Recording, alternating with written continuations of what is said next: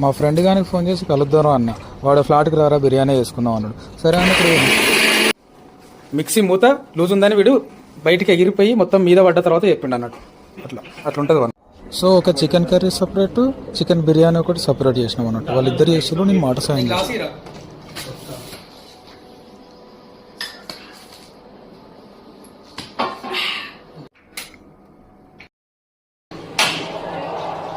బిర్యానీకి ఇది బిర్యానీ, ఇది వీడు అదే నేను.